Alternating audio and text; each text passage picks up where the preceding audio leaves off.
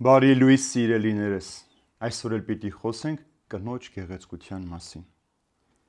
Թող ձեր արտաքինը զարդարված չլինի հյուսքերով, ոսկեհուր վարսակալներով կամ պչնագեղ զգեստներով, այլ սրտի ներսի մարդը հեյս եւ հանդարտ հոգու անեղծությամբ, ինչպես որ շատ ավելի արժեք է ներկայացնում Աստծո առաջ։ Մի ժամանակ այսպես են իրենք զարդարում Աստծո վրա հույս դրած կանայք, որոնք հնազանդվում են իրենց մարդկանց։ Այդպես էր Սարան, որը հնազանդ էր Աբրահամին եւ նրան իր տերն էր կոչում, եւ դուք նրա զավակներ եղաք, նրանք բարեգործ էին եւ չէին սարսափում եւ ոչ մի բանից։ Սիրելիներս, գոյություն ունի գեղեցկության երկու տեսակ՝ արտաքին եւ ներքին։ Ցավոք սրտի օրեցօր այսօրվա աշխարհի մեջ ապրող մարդիկ ավելի շատ հոգ են տանում արտաքին գեղեցկության մասին, քան ներքին գեղեցկության մասին։ Սողոմոն իմաստունն ասում է, ինչպես որ ոսկե գինդը խոզի դնչին, այնպես էլ գեղեցկությունը չարաբարոյ է կնոջ համար։ Եթե դու ուզում ես զարդարվել արտաքին գեղեցկությամբ, այդպիսին պչնված, երևալ եւ մարդկանց գայթակղության պատճառ դառնալ, դու նեղ հոգիդ պիտի կորցնես, որովհետեւ ներքին գեղեցկությունից է կախված, թե դու ինչպիսին կլինես։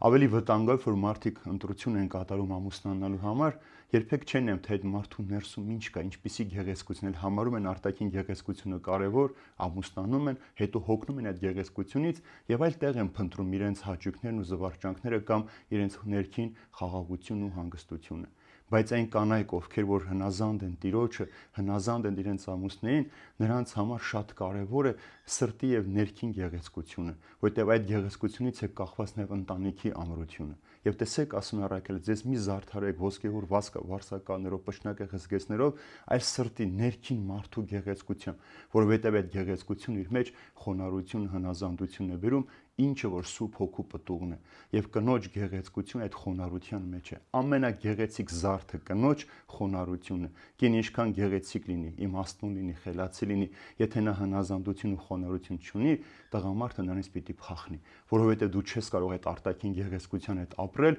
բայց նրա վարքը, կենցաղը, հպարտությունը, անպարտավորությունը հանդուրժել։ Ինչու է այստեղ Առաքյալ օրինակը բերում անցյալից, ցույց տալու համար, որ անցյալում կանանց զարդը խոնարհությունն էր իրենց ընտանիքի, ամուսինների եւ վերջապես Աստծո հանդեպ, որովհետեւ ասում է իրենց հույսը Աստծո վրա էին դրել։ Այն մարդիկ, ովքեր իրենց հույսը Աստծո վրա են դրել, նրանք երբեք արտաքին գեղեցկության մասին չեն մտածում, այլ բարեգործներ են եւ ոչնչից չեն վախենում։ Բարեգործությունը, ողորմություն, առաքինությունը կնոջ համար երկրորդ կարևոր զարդն է, որովհետեւ այդ հոգեվիճակից է կախված նաեւ թե քո տուն ինչպիսին կլինի։ Եվ ինչպես որ Սողոմոնի իմաստունն է ասում, լավ կինը տղամարդու պատիվն է, վատ կինը տղամարդու ամոթն է։ Եթե կինը լավն է իր ներքին խոնարհությամբ, գեղեցկությամբ, ուրեմն իր ամուսնու թև ու թիկունքն ու պատիվն է։ Եթե վատ է, ուրեմն նաև ամոթ է իր ամուսնու համար։ Դրա համար սիրելիներս, մեզ համար շատ կարևոր է մեր ներքին գեղեցկություն, թե մեր հոգին ինչքան գեղեցիկ պիտի լինի, որպեսզի այդ հոգու գեղեցկությունից ճառագի նաև մեր արտաքին գեղեցկությունը։ Մարդիկ կուզենան մեր մեջ տեսնել հոգևորը, նաև այն մարդուն, որի հույսը Աստված ինքն է, ոչ թե